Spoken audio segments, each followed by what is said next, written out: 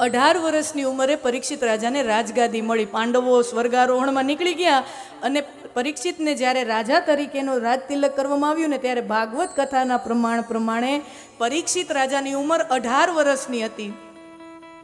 20 વર્ષ રાજકાજ કર્યું. 20 વર્ષ પછી રાજપાટનું કામ સંભાળ્યું 20 વર્ષ, અને પછી એને શ્રાપ લાગ્યો. એટલે 18 + 20 કેટલા થાય? 38 વર્ષ. પરીક્ષિત રાજાને જ્યારે શ્રાપ લાગ્યો છે ને ત્યારે એની ઉંમર 38 વર્ષની છે. યુવાન ઉંમરમાં પરીક્ષિત રાજાને શ્રાપ લાગ્યો. એવું નહોતું કે વયોવૃદ્ધ હો ગયે હે, આમે સંસાર છોડવાનો છે તો આમ તક્ષક નાગનો સર્પદંશ. નહીં, બહોત યુવાન ઉંમર. અને એ એક એવો સમય કે જ્યારે લોકો 125 વર્ષ જીવતા હતા. 70-80 વર્ષ નહોતા જીવતા. પિતામહ ભીષ્મ 160 વર્ષની ઉંમરમાં યુદ્ધ લડતા હતા. ભાગવતમાં કથા છે 162 વર્ષમાં પિતામહ ભીષ્મ હતા. જ્યારે બાણસૈયા પર પોઢ્યા હતા ત્યારે 162 વર્ષ. શ્રી કૃષ્ણએ પોતાનું શરીર છોડ્યું પ્રાચીના પીપળે સૌરાષ્ટ્રના દરિયા કિનારે, ત્યારે શ્રી કૃષ્ણનું આયુષ્ય 125 વર્ષનું હતું. મહાભારતના યુદ્ધ વખતે અર્જુનની ઉંમર 81 વર્ષની, શ્રી કૃષ્ણ પણ 80-85 વર્ષના.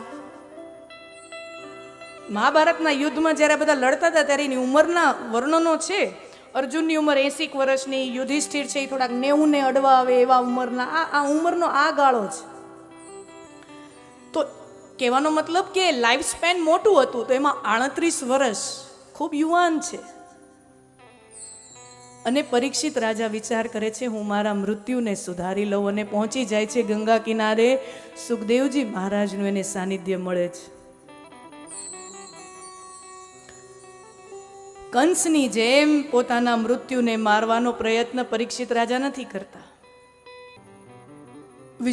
વિશ્વ નિર્માણ સંબંધિત પ્રશ્ન પરીક્ષિત રાજાએ પૂછ્યા છે. સુખદેવજી મહારાજ એનો જવાબ આપી રહ્યા છે.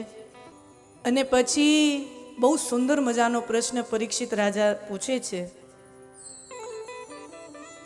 પહેલો પ્રશ્ન પૂછ્યો કે અંતકાલે સૌથી લાભદાયી કર્મ કયું? તો એનો જવાબ આપણે કાલે જોયો, અંતકાલે નારાયણ સ્મૃતિ. અને પછી પ્રશ્નોની શ્રૃંખલામાં આગળ પરીક્ષિત રાજા પૂછે છે કે મૃત્યુ ખરેખર થાય તો કોનું થાય છે? મૃત્યુ ખરેખર થાય છે તો કોનું થાય છે?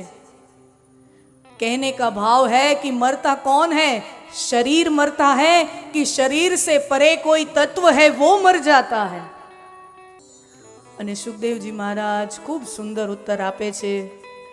રાજન, હું ને તમે જેને આપણી પોતાની ઓળખ કહીએ છીએ અને જે જન્મતાની સાથે આપણને મળ્યું છે, ये शरीर तो मिट्टी का था, मिट्टी में मिल जाना है. मृत्यु शरीर का होता है, आत्मा अजरा अमर है. અને આનો ભેદ સમજાવવા, આ તો ये तो बहुत क्लिष्ट बात है, ये बहुत આ કોમન સેન્સની વાત છે આપણા સનાતન ધર્મમાં, અને કોઈ એટલી મતલબ ગૂઢ રહસ્યવાળી વાત નથી, કોઈ નવી વાત નથી. આપણે નાના છોકરાનો એને ખબર છે આજકાલ કે मरता है तो शरीर मरता है, आत्मा अमर है, आत्मा वीर और एक नया शरीर धारण करता है. આ તો બહુ એક સામાન્ય નોલેજ છે.